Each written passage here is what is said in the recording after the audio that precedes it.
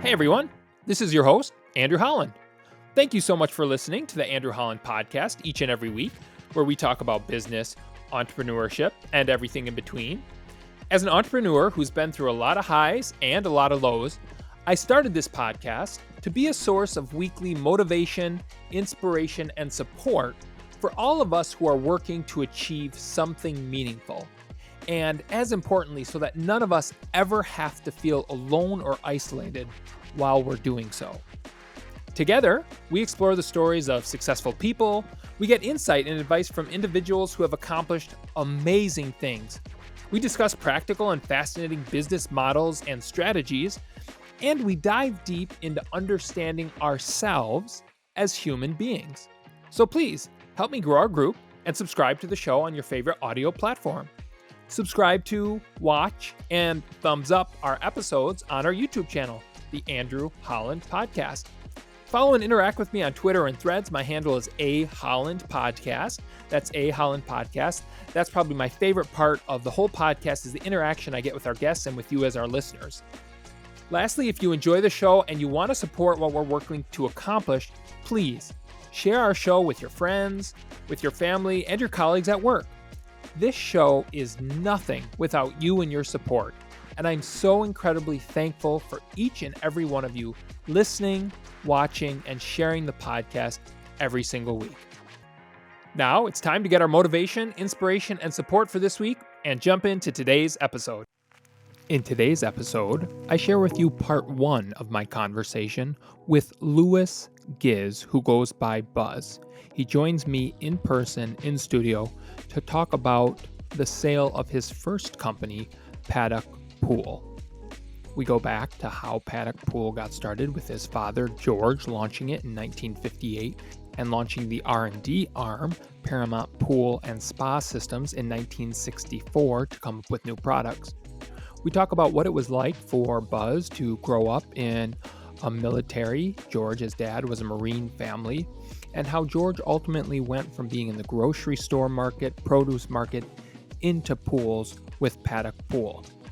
We cover so many incredible topics related to small business, medium business, business in general, entrepreneurs, including marketing, strategic vision, the importance of people. We talk about, for Buzz, what it was like to be the son of a very successful father, and when he was named president in 1979, the weight of responsibility he felt to fill very big shoes. We talk about the struggles of the company and how they almost lost it during the savings and loan crisis in 1990 and what they did to get it back, ultimately culminating with a successful exit in 2005. This was a really fascinating conversation with Buzz, and again, it's just part one. Next week we'll have part two, and you won't want to miss all of the things we talk about and the real passion you can hear in Buzz's voice for what he did during his career at Paddock Pool. Really fun conversation I had with Buzz in studio, and I think you'll enjoy it as much as I did. While Andrew Holland is a CPA, a real estate broker, and involved in multiple businesses, including some investment companies, the Andrew Holland podcast is for informational purposes only. All of Andrew's views and those of his guests are solely their opinions and do not reflect the opinions of any of the businesses or companies Andrew or his guests are affiliated with. You should not treat any advice, conversation, business recommendation, investment recommendation, or anything of the like as a specific inducement to make a specific business decision, take a specific action, make a particular investment, or follow a specific business or investment strategy. Thank you so much for listening and enjoy the show. Buzz? Yes. Welcome to the Andrew Holland Podcast, and thank you so much for joining us. Yeah, well, thanks for having me. I'm really excited about this. So you have an incredible entrepreneurial story, two incredibly successful exits, both in the pool industry with Paddock Pool in 2005 and Paramount Pool and Spa Systems in 2018. And so we want to hear about how you did that in both of the companies. But take us back. I know your dad started the companies, but take us back to your childhood. Okay. Your dad is a Marine. Yes. Fought in World War II. Give us what it was like being raised in a Marine household, how your dad ended up getting into the pool industry, how you ended up taking it over. Give us some insight on your childhood. Okay, yeah, I'd be happy to do that. Well, I'm going to go way back. First of all, growing up in a household with a Marine he was very tough. He was tough on us, and but I will tell you, looking back now, the lessons and the teachings that he did when we were very young, even though we probably were thinking he was maybe crazy. What are you talking about? But I relied on those teachings and lessons that he did with, especially my brother George and I, when we were very young. I lean on them today, and I lean on them through my whole career, looking back at what he was doing. But I always had kind of an entrepreneurial spirit to be young. I started my first little venture at, I think it's maybe 11 or 12 years old. I gathered up the neighborhood kids, and we started to do a little car detail company, to be honest with you. Right. And actually before that, I was a paper route boy, which was one of the greatest lessons I ever learned. Learning back on dealing with people, having to knock on the door and collect money, having to deliver the paper correctly, learning customer-centric skills at that age. And then I know where my dad was pushing.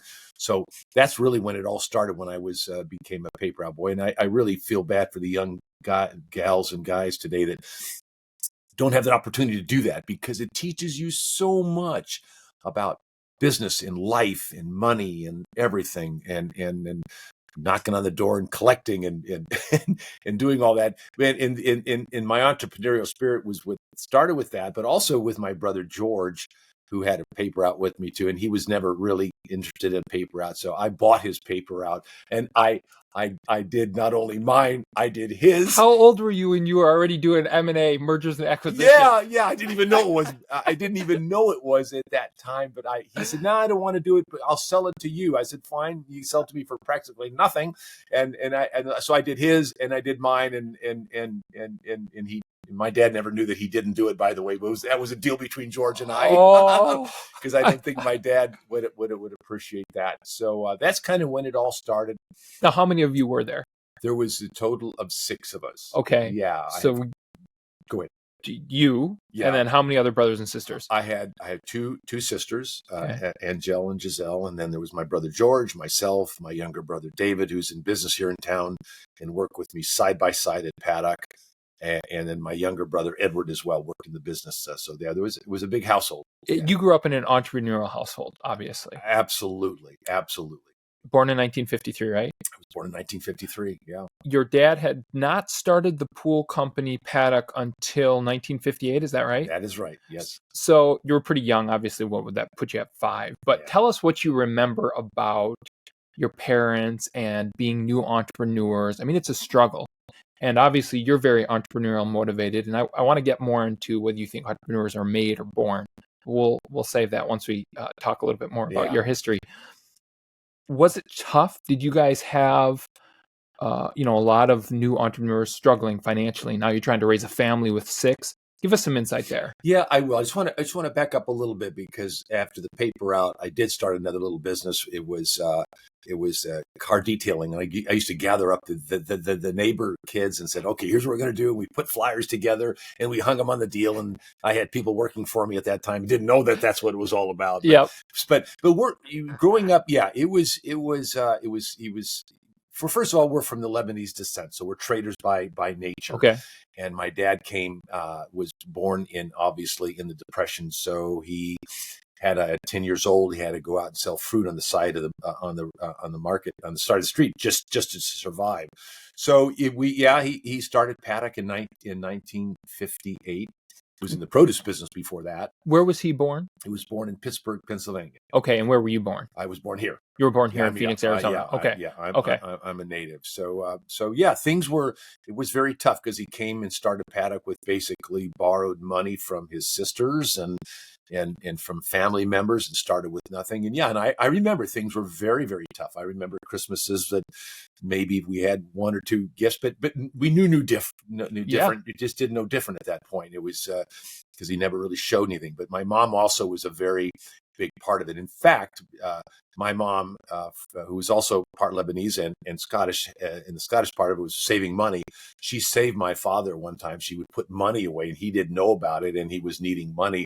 She had this jar of money that she pulled off the shelf to help him continue to survive through the Paddock time. So Bless her heart. it was tough, but we didn't know any different. It was just different back then. There wasn't all of the outside noise, I say, that they have today. But we were teaching lessons in saving money and it's the importance of that and managing that.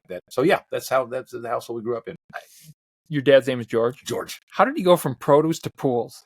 Yeah, it's interesting. He was in the produce. Actually, he was in the produce business here in town. He had grocery stores called Farm Fresh Markets in the 40s. And they were as big as this. If you remember the Smitty's markets and you see these big markets today, oh, yeah. His were, 50, 60,000 square foot. Anyway, he ended up, markets back then in the 40s, in the 40s. But he ended up selling that business, and his mother wanted him to go back to work with his brother in California, who was also in the produce business, and that didn't work out too well. So he came back to Arizona and said, gee whiz, what is this? What can I do here? Yeah, it's awful hot. So he explored it. Went to California and bought the franchise from Paddock Pools of California. Bought the franchise for all of Arizona, parts of Nevada, and parts of Texas as well, and came back and started a pool company in 500 square feet at the Town and Country Shopping Center. That's where his first store was. And I remember that distinctly. It was 500 square feet. And at that point, he did everything. I mean, from washing the windows, cleaning the bathrooms, and selling pools and building pools. He really was a one man band, started in a small 500 square foot building. So he had gone to California, tried things with his brother, didn't work out. I want to get into being in business with family because that can be real challenging. Not that that's necessarily why it didn't work out there. Came back to Arizona. What I find really interesting about what he did and was really smart, he didn't start from scratch. He said, okay, who has at least the name down? And Paddock, correct me if I'm wrong, was really well known in California for being high quality. It had been around for a long time. Do you know how he just went there and went to it was a franchise? Yeah. Did it eventually not become defranchised? No. Well, first of all, Paddock did start in 1920, actually, by the gentleman by the name of Pascal Paddock. So yeah, it had been around a long time. I really don't know what drove him to getting the Paddock name. That's an interesting. I can't connect those dots for you. But knowing my dad and the visionary that he is and the marketing it is, he probably studied the name and figured, gee whiz, because you're right, it was a very important name in California. They built most of the pools for all the movie stars, quite honestly, in the Beverly Hills area. So I'm sure he did his homework and his due diligence and said, hey, listen, I want to bring a strong name to Arizona. So he probably went over there and he made the deal of franchise. We never did defranchise. Okay. It was always a franchise. It was. Okay. Yeah, we kept the franchise. It was a minimal amount of money each year, but we kept the franchise. So were there other people that were using the Paddock name across the country? Oh, sure. There were. Oh, okay. Yeah. Okay. Oh, yeah. There might have been 20 or 30 different franchises throughout the United States. Yeah. Okay. Yeah. And did you guys use the slogan? From what I was reading, one of the reasons he bought the Paddock name is because he could use the tagline, one of the oldest pool contractors in the country. Yes. Genius. Yes. I mean, all about marketing. Yes. So obviously, as you said, he did his due diligence. Yes. So he goes from produce to pools. And how did he grow? He got capital from family. Tell us about what you remember about, so I want to start a pool company. Like, are you a retail shop? Do you just start digging people's pools? Give us a little bit of insight on from zero to what it ultimately became. Yeah. Well, as I said, my dad was quite the visionary. So he always had a great vision. I think that was his greatest skill, to be honest with you.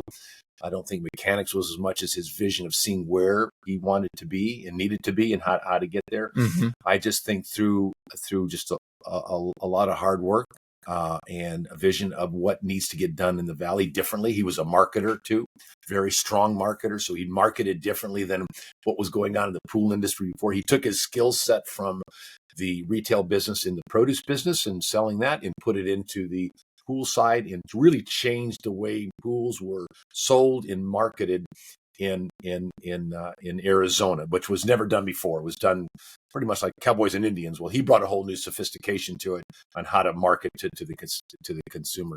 But I will tell you, my dad always, in a sense, something he taught me really at a very young age is being super customer centric. Always, it was always laser focused, hyper focused on the customer and customer satisfaction. It wasn't just it wasn't a slogan. It was very important to him. And that's how he built his business from, one customer up. When you talk about he marketed pools differently, what specifically did he do that wasn't being done in the industry at the time in the Valley? Well, newspaper ads, which was never done before. Back then it was the Gazette, if I remember, in the Arizona Republic, and maybe even go back further, which was not done before. The way he marketed in the newspaper, the way he promoted himself in the newspaper. So that's how he really changed things around, where then the other pool companies decided they better get on board and do something differently. But he was a great marketer, and that's what he did differently than the other pool companies. I want to touch on that a little bit later on. So when did you get involved with Paddock Pool? And your brothers got involved as well, correct? Right. Okay. And just to back up, Paddock Pool was because you have Paramount Pool and Spa Systems, or you did, and that came in 1964. He started that as the R&D arm for Paddock Pool. Correct. So Paddock Pool was basically the construction of pools, and Paramount was more of a manufacturer and distributor of pool parts. Yeah, he bought that he started Paramount Leisure Industries, actually the official name, Paramount Leisure Industries, as the R&D side of it for developing products that they could pass through to Paddock. But you got to back up a little bit on Paddock, because his vision really with Paddock was just not pool construction. He had a vision of owning a customer at the time they sold a pool. Then he opened up his retail stores where he offered chemicals and pool fun and barbecues and furniture and whatnot. He wanted a customer from beginning to end, so he would flow all the way through. So they sold the pool, and then he opened up the spa division, then he opened up the service division and the remodeling division. So he really, all aspects of the pool side, that was a vision that he had that wasn't going on also in the Valley back then. But yeah. He basically streamlined the whole pool system, because before you had someone would build the pool, and then you had your retail store, and then you had someone that serviced the pool. And he said, wait a minute, we can do all of this.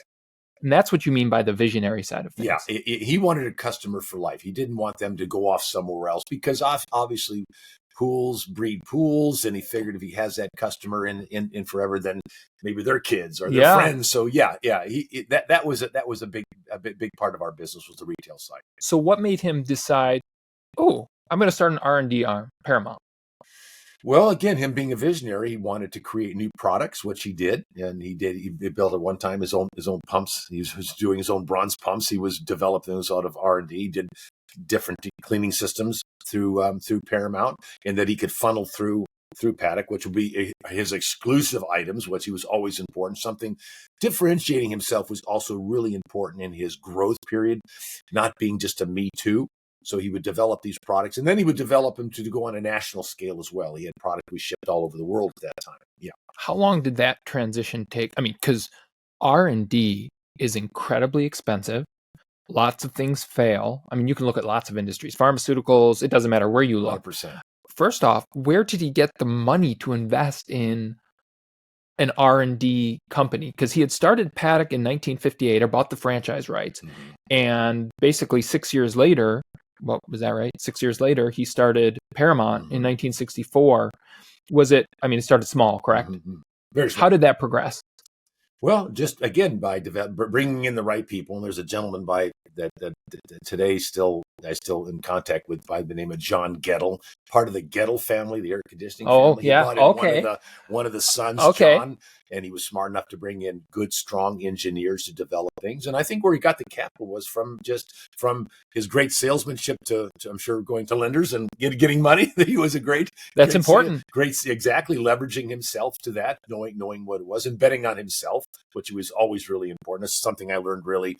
If you're going to bet on something, bet on yourself. Really, who better to bet on? Great advice. And he went out, got the best people, and started developing products. So you're 10, 11, 12. You're doing your paper route. You're doing your car detailing business. How did that turn out? Oh, good. Yeah, good. We didn't ruin too many cars, so everything was good. That's the definition of good. They came out, they were okay. And when did you decide, this car detailing thing isn't for me, or I don't want to turn this into something, and you wanted to get involved with pools? Yeah, I think I got involved. Listen, I feel really blessed and lucky, because I knew really young what I wanted to do. I always would tell my dad, I want your job. I'm gonna take your, and at that point, he probably laughed it off or whatever. But I knew what I wanted to do. I loved it. I loved the pool industry. But I think I really started getting involved probably when I was 13 or 14. I would work in the retail stores, and I'll tell you something else that he did, which looking back at it now, and at that time, it really kind of bugged me. But he put together a succession plan for me, and I had to do from sweeping floors in the warehouse, from packing pool chemicals, from which I would never have anyone do today, but packing pool chemicals into small buckets. Every phase of pool construction I had to do. From laying out a pool to gunite to steel to whatever. So he made me go through a succession plan, because he always said, listen, you're going to have to understand and be dangerous enough to understand everything. So if someone would come into your office and say something, you can say, I don't know about that. I did that. I don't think that's the right thing to do. So he was really diligent about putting a succession plan for me to, if I wanted to take over the business. Yeah. And I started young, and I worked in the retail stores, which was another great lesson on customer satisfaction, being able to satisfy customers and dealing with people. I think that's one of my strengths. Is I think businesses can be run in two different ways. You can run it transactionally, or you can run it relationship wise. I learned very early on how important running a business was with relationships, building relationships. And that's with customers, that's with vendors, that's with B2B, whatever it happens to be. And I learned really young that skill set. So I'm really blessed that he put me through that. You are blessed in multiple reasons. Number one, that you knew you wanted to do at a young age. Where were your brothers? David, Edward, did they know this is what they wanted to do? Well, my brother George, no. My brother George was very successful in the music business. Okay. He was inclined. He wasn't so much a musician, but as a business manager. In fact, the Rembrandts, that you might know that name, or Mr. He had those groups that his were his, and many gold records from those. Rembrandts was the theme song from Friends. Matter of fact, it only comes to mind because everything's going on with Friends right now. So he went off to Los Angeles, drove off, and to talk about an entrepreneur, just packed up his car and took off to Los Angeles, figuring that's where the record business is. My brothers were, they're 4 or 5 years younger than I, so I think they also enjoyed the business. I'm not sure that they knew that young they wanted to do it, but they were a very important, integral part of us growing the business, because they came in and we each kind of had our different sections of the business, retail and pool sales and construction and whatnot. But yeah, we worked very well together as a team. So you did retail, or what did you do? Well, at the end, my dad, and I think the other really smart thing my dad did before he passed, many years before he passed, he anointed me to be president and told the boys, because what happens in all the family businesses is it can explode. I'm telling you right now, Buzz is going to be the president. Buzz will have the final word. And that way and it worked out so well, because even though we had our struggles and our arm wrestling, if it was no, it was no, it was yes, it was yes. And it really worked out really well. Yeah. So I was kind of president of the company, oversaw most everything. My brother David is a super genius at the retail side of the business. He's the one that grew that retail side. My brother Edward was integral in the pool sales and the construction side of the business. And I kind of oversaw everything. So when you became the president, I guess I want to back up. First off, I think what you said about your dad is really important, that he was incredibly intelligent in giving you guys a succession plan, because not only did you have to do all the jobs, but you earned your trust and credibility in the company with all the people that were there. You see so many times the second or third generation comes in and they've never really been in the business, or they come from the outside. And you have all of these people that were maybe there with the founder from the beginning that helped make the company what it is. And all of a sudden, this, son or grandson comes in and they think they know, they have zero respect. Yeah. But your dad understood this. And so he made you start at the bottom. And I imagine that you had a tremendous relationship. You talked about relationship business, but that's just as important inwardly in the company 100%. as it is outwardly. Talk to us about when you became president. I imagine that made things tremendously, or a lot easier for you with all of the employees, all of the managers, etc. Yeah, that's so true. I became president, I think, in 1979 or 80, right after I got married. Actually, he had to go off to have open heart surgery. And back then, now, mind you, that's just was the beginning of that. So he went off to Stanford, and pretty much I remember that day. And again, I have gone through most everything of the company. I was at that time, I was sales manager of the company. You're doing really well and having a lot of fun being the sales manager. And I remember the day he came in, he kind of almost physically flipped me the keys. Says, I have to go. If I don't go get this bypass, I'm not going to make it. And you got to take over this company. And there you are. I'm anointing you the president of the company. So I think that was either 79 or 80, and I became president. But I think you're so true about the respect that I had, because I didn't just come in and walk in and take the keys as president. I had done everything in the company at that time, and I had built the respect from the people in the company. And inwardly, it is correctly with the relationship, because my relationship with these people was so strong and so deep and so meaningful that when I did take over, it was very important. And I know I'm going to jump ahead just a little bit, but I'll tell you why that was so important. I remember that when my dad passed away in 1988, and I assembled all the managers together in the conference room, and a lot of them have been with them for a long time. And I'm just telling you, long, I mean, some 20 years, 30 years, they've been a long time. And I remember the day when I called them in, and every one of them looked at me and said, "We're with you, Buzz, shoulder to shoulder." And I think at that time, because of the respect that they had for me and what I went through, and not just handed things. And I will tell you this, there has been no way we would have survived if I wouldn't have had them buy into me being the president in the direction of the company. Yeah. That is, that's so important. And obviously your dad was very wise. And for you going through all of those, I think a lot of people think, and there are certain circumstances where, whether it's a father or grandfather starts a business, when you come in as the son or the grandson to take over, the burden of responsibility, I can imagine, is tremendous. Did you ever feel that weight because your dad had been so successful to carry on his legacy? Yeah, well, yeah, I liken it to this. I mean, a daughter or a son that's growing up in the business, you always have a target on your back. Let's face it; it's just the way it's the truth. It's just the way it is. There's a target on your back, and you always. I remember my dad. You got to do it. He would tell me, so you got to do it smarter. You got to do it faster. You got to do it more intelligent, and then you're gonna get challenged at all stages. And I remember through my journey, I would get challenged all of the time, and I would get beat down, and I kept telling myself, no, I'm just going to get back up and continue to take it. So yeah, it's a journey. It's a journey, not a destination. It's a journey. Yeah, you have to have the person. I use one word. I think if someone asks me about something about being an entrepreneur, the word comes to mind is perseverance. And that's the main word that comes to me. And I gutted it out all of the time. And along with my two brothers too, we gutted it out and knew that we had targets on our back, and that's okay. We made me stronger and better at what I did. Well, I'm glad you said that, because what would you say to someone? A lot of people start on their own, and they've, like your dad did, and they've got to figure it out. And then they become successful. And then they see other people who maybe their dad or their granddad started it, and it was handed to them. And so they look at them a little bit differently because, oh, well, yeah, if your dad did it or your granddad did it. What would you say to people who have that thought process or mentality that it was just given to you? Well, I can understand why they might think that, to be honest with you. They don't know what went on behind closed doors.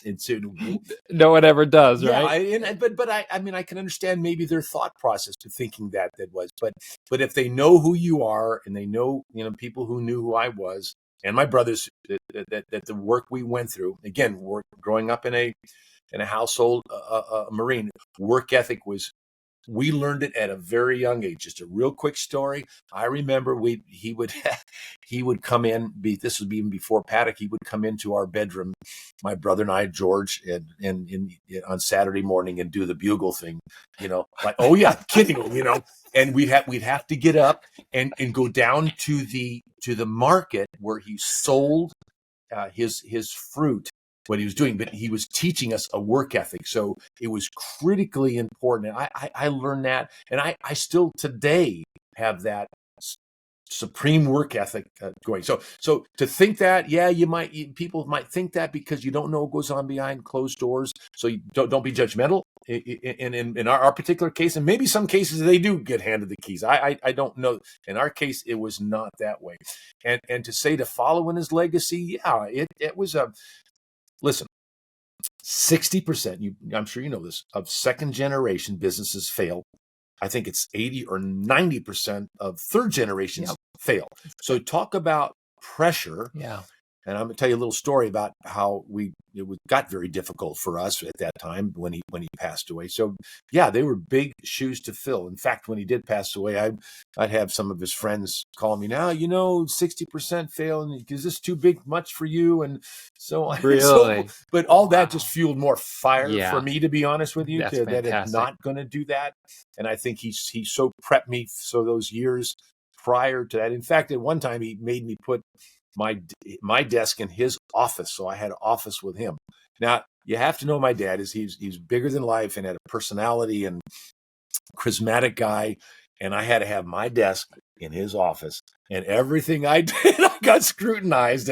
But it's okay. I kept saying, keep throwing things at me because I know what I want. I'm blessed, like I said early on, to know what I want. But they're big shoes to fill. But at the end of the day, I filled my own shoes. I did things differently. I could, matter of fact, some things that he was doing in the business that didn't take me long to shut down because I knew it was the wrong thing to do, for such as packing pool chemicals, and that environment wasn't good. But I filled my own shoes, but I always had his shoes next to me, if you know what I mean. Yeah. I always, even today, I lean on the lessons and what he taught me today. Well, he was obviously an incredible teacher and a mentor. Absolutely. But you earned it. Yeah. I think a lot of people, and there are certainly circumstances where you see second and third generations, they get the business. It's why 60% of second generations fail, and because they no emotion, no emotion, no attachment. No. They didn't have a mentor and a leader like your dad who said, "Okay, you want this, son? Yeah. You're going to do it harder, faster, more than anybody else." Right. So that's a lot of credit to him and to you. Yeah. Because it's interesting. So my brother and I have a construction company, and a lot of our subcontractors, your sons are in real estate development or do a little bit of real estate development. A lot of the subcontractors they work with, they're 60, 65. And I ask them, what's your succession plan? And almost all of them have said, I don't really have one. I either my son or daughter are not interested, or they tried it and just too hard, or I can't find anybody. I mean, it's. I want to talk about this in more detail because it's scary when I look into the next 15 to 20 to 25 years with technology and the work ethic you talk about and customer service. I don't think that the generations of this day and age, and not to beat on them, there's a lot of great things about them, like any generation. But knocking on someone's door, looking them in the eye, saying, "Hi, Buzz. I'm Andrew. Nice to meet you. Here's your paper for the day." That's gone. And that customer service with it, I think, is gone. But we'll talk more about that. So you become president in 1978, 1979. Or 80, somewhere. 80. Your dad passes away in 88. Mm-hmm. You said there were some really, really challenging times that you were going to talk about. Tell us about that. Well, and the lessons I learned from him prior to that. And see, he passed away in 1988, and you may or may not remember, but in 89 and 90, that's when the recession came. SNL crisis. That's right. Yeah. Big time. And we were doing work with Charles Keating and the Phoenician. We were fortunate enough and blessed enough to get the project there, which was at that time a $6 million project. So the Phoenician, just for our listeners who maybe aren't from the Phoenix, Arizona area, is a beautiful golf course right on Camelback. It's just amazing. Whole resort, hotel and everything. Yeah. So we were that, and the FTC came in, and I remember laying in bed, maybe 1990, 1991, and they had owed us quite a bit of money at that time. Who was this? Charles Keating with okay. Charles Keating with the Phoenician, and they owed us quite a bit of money at that time. And I remember the FTC came in and shut everything down, and all the money had stopped. The Federal Trade Commission? Yes, FTC. Why were they coming in to shut it down? Pardon me, the FDA. It says the FDIC. Maybe what? Oh, FDIC banking. Yeah, banking. Banking. I Oh, apologize. okay, I okay, apologize. okay. Yeah, Sorry, I was. No. I'm glad Okay. you corrected me on that. They came in and shut everything down, and we were sitting there. This was just shortly after he passed away, and it was a lot of money we owed. And I remember laying in bed, looking at that, saying, "Oh my gosh, what am I going to do? I got to survive this thing." The banks came in, shut us off, and made us put in family money in the business. Made my mom put her personal money in the business, and God bless her soul, she had so much faith in myself and my two brothers at the time. Oh yeah, we got completely shut off.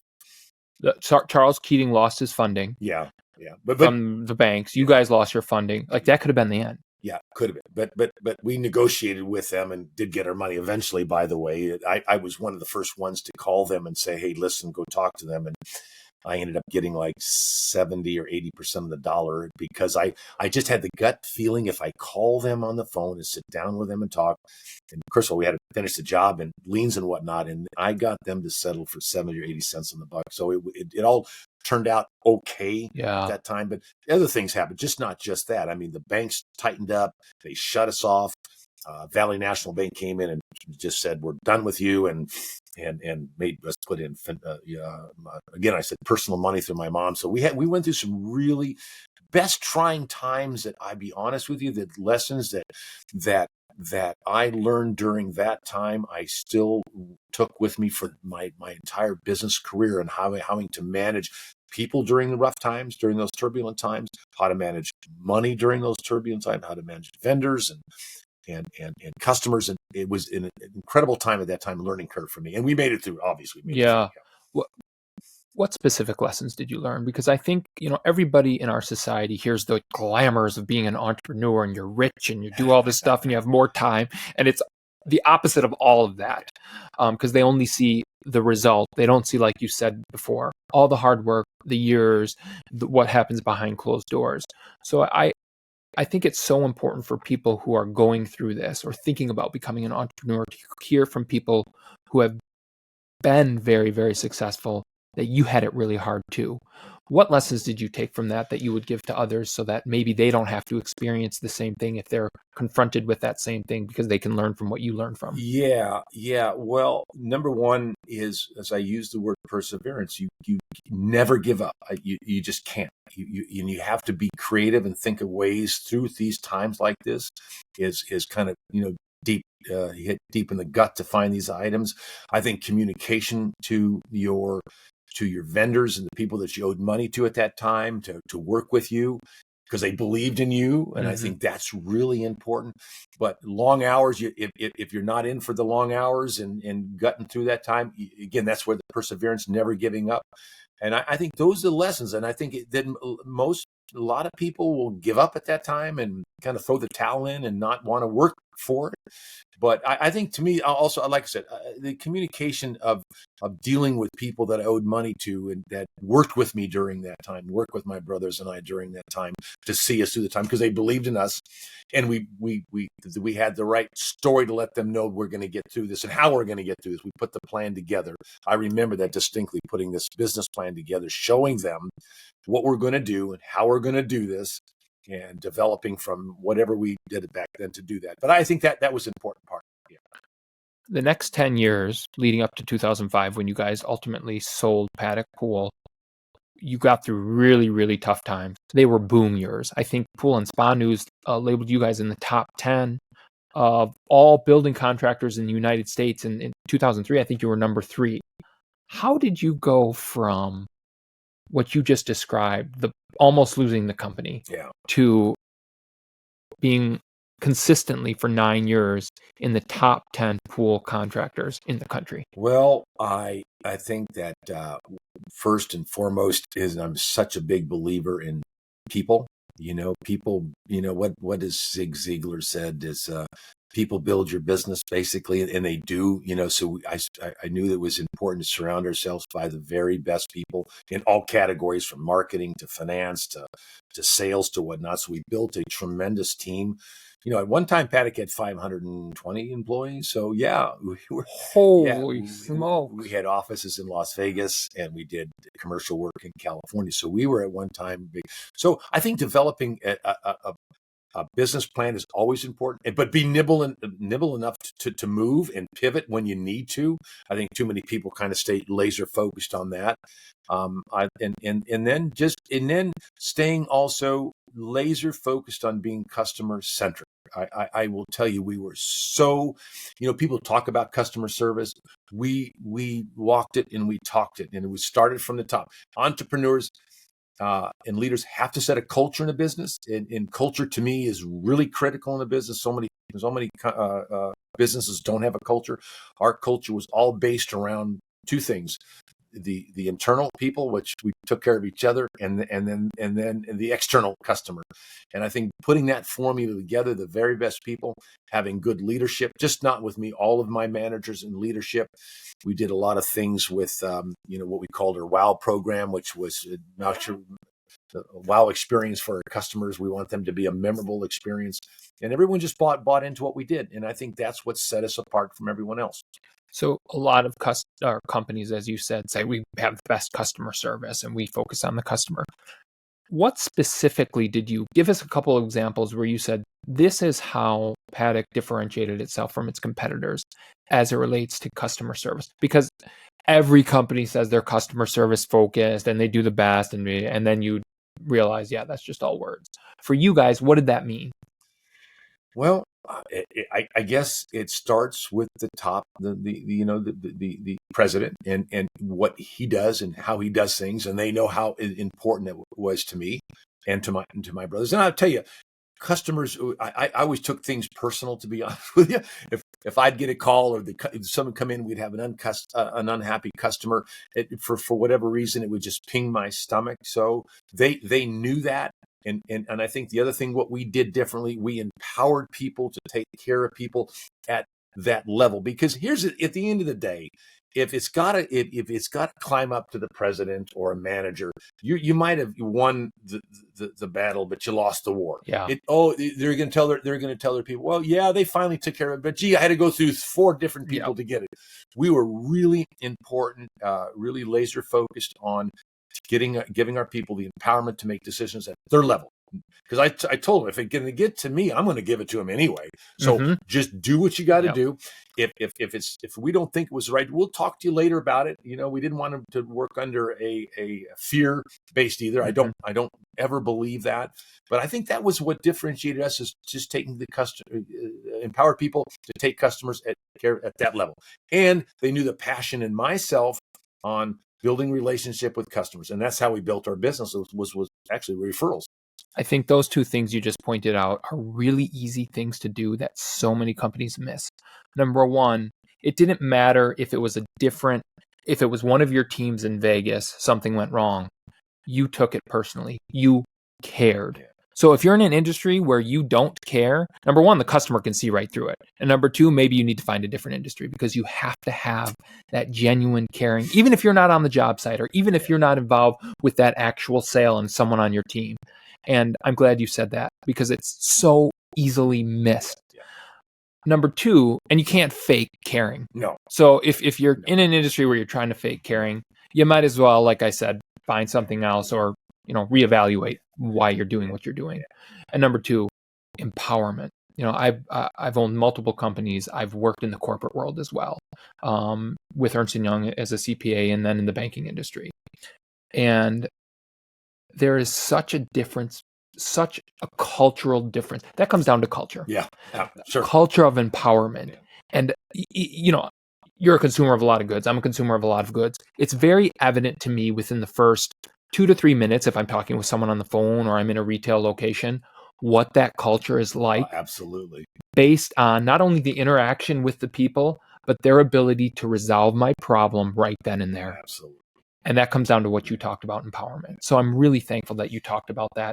And you just clearly spelled out all these companies that talk about customer service.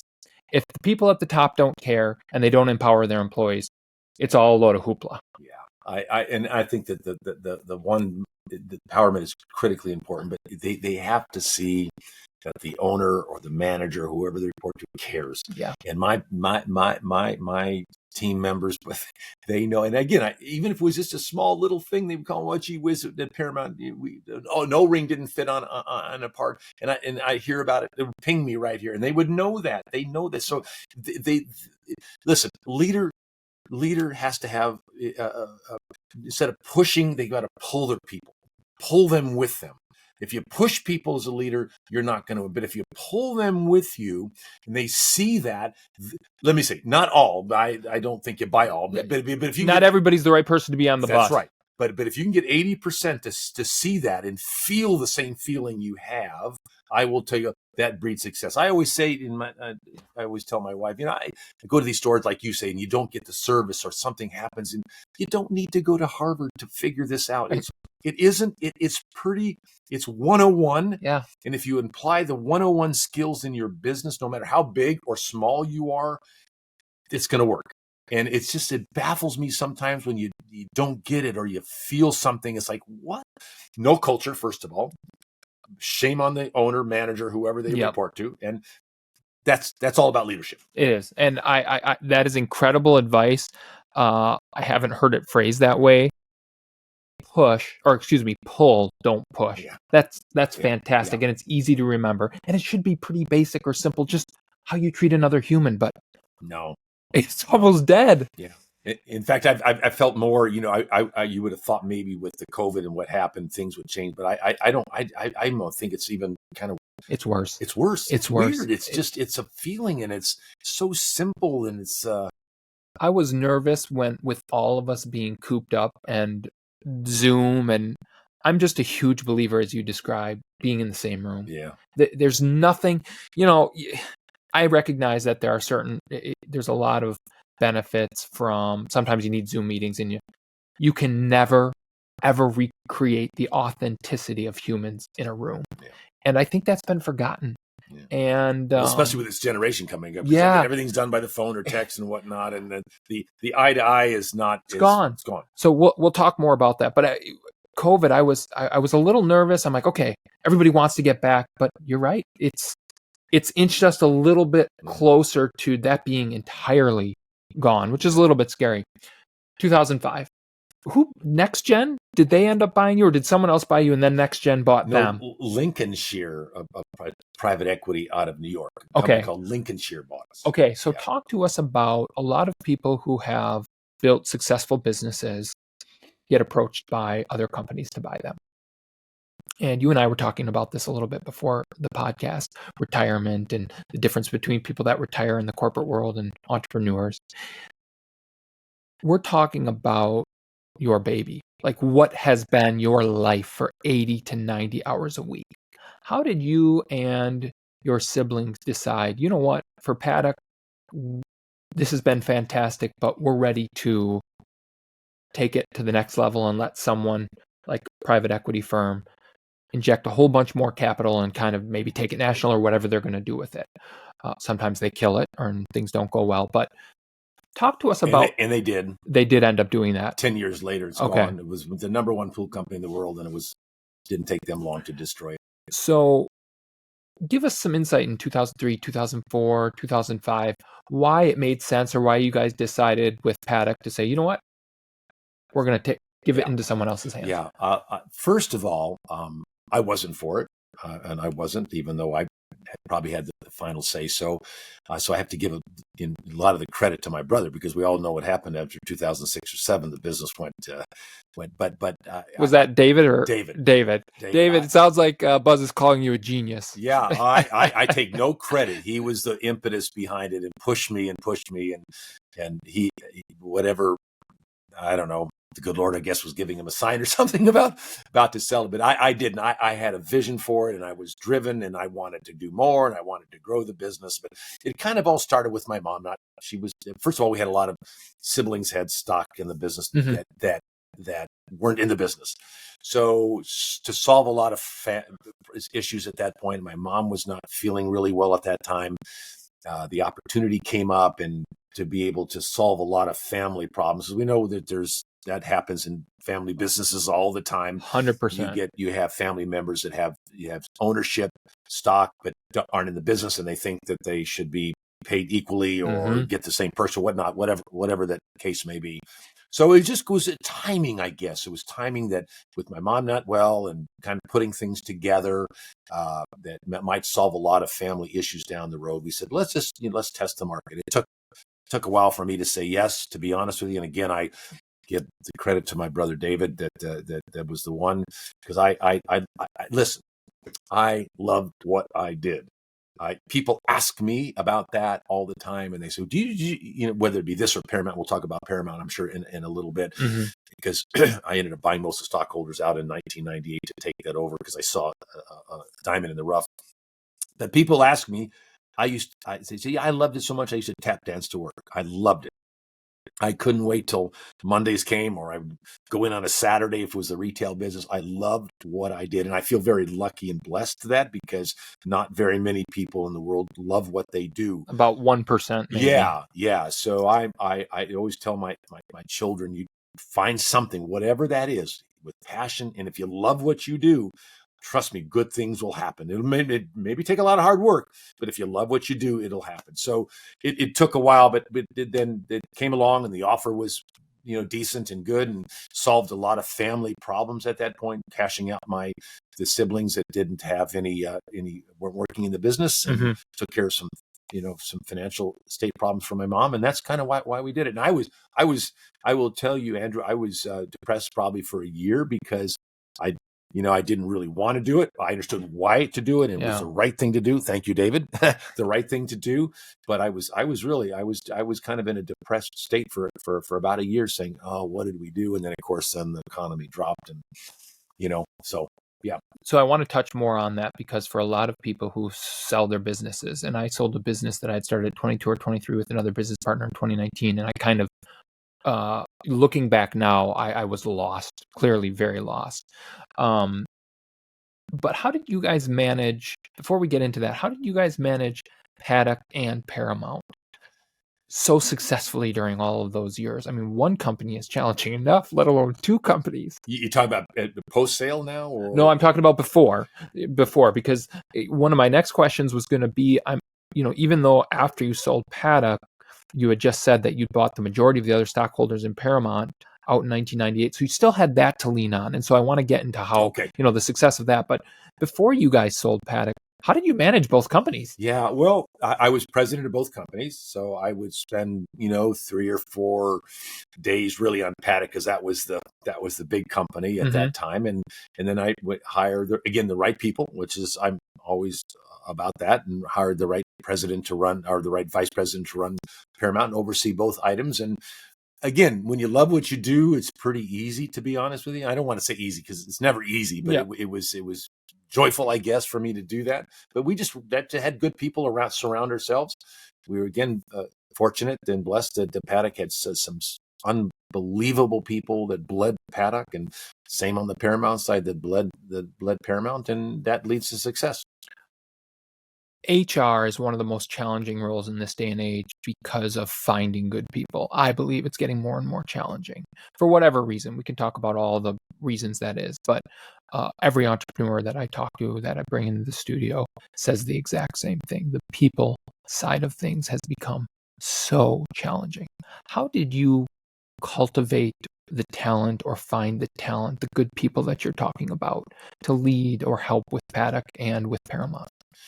Well, I think, back in the Paddock day, it wasn't as difficult as it is today with people. I will say that. So I hear it all the time today, finding good people today. So it was a little bit easier back in those days. And we had the tenure of people at Paddock was we had so many people. I mean, we had 40 years, 30 years, 25 years. So, and then it got down to the family culture that we built, that they just didn't leave. Yeah. They didn't. We took really good care of them. They took great care of us. It was, even though we had 500 and some people, it felt like a family business. And we made it, my brothers and I, and God bless my mom, the same way she'd come in and she'd bring her baked goods in. That's fantastic. We had 500 people, but it didn't feel that way. So back then, the pool was a lot larger. And again, it gets down to business that you have and the culture that you build in your business that people believe in you, and because let's face it, they're with their workers sometimes more than their family, most of the time. So you better build a culture that is family based and caring based and meaningful. By the way, genuine. By the way, you can't, like you said earlier, you can't fake it. No. People, so that was a little bit easier. We had such a long time. In Paramount, the same way. I think that a lot of people, when I moved finally over to full time to Paramount, when we sold the business after I only could work for the private equity a couple of years. I don't work well under corporate. I'm just an entrepreneur, and not knocking corporate. I'm entrepreneurial, and everything is red tape and this and it's that. a whole different hierarchy. Culture, right? Yeah. So a lot of people moved over with me when I left, and we just took the good people and had the vision, and they believed in me. I think that's the other thing is a leader, they better believe in the leader. If they don't believe in the leader and believe in you, then you have no chance to succeed.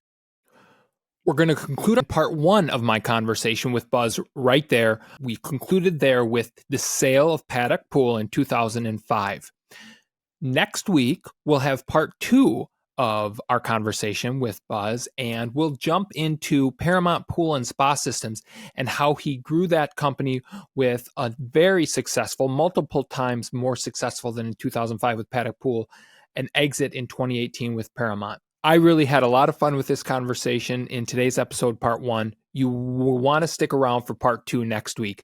Tell me what you think about what we talked about. Any questions that you want me to ask entrepreneurs who have a credible amount of experience like Buzz does, reach out to me on Twitter. My handle is @HollandPodcast. Of course, subscribe to the YouTube channel, the Andrew Holland Podcast, so that you get the updates every week when we post the video version. Please like our episodes on YouTube, comment. I like to reply to comments with my listeners on YouTube, or if you prefer to listen, please subscribe to the show, the Andrew Holland Podcast, on your favorite audio platform. That's all the time that we have for this week's episode. Thank you so much for joining us. Have a great week, and we'll talk again next Wednesday. Thank you for listening to the Andrew Holland Podcast. Be sure to visit our website, theandrewhollandpodcast.com, for additional content on business, entrepreneurship, and everything in between. Subscribe to our YouTube channel, The Andrew Holland Podcast, to get notifications when new podcasts have been released. And lastly, follow us on Twitter, @Holland Podcast. That's @Holland Podcast for all the conversations we're having outside the podcast. Thanks again so much for joining us this week. Have a great day, and we'll talk again next week.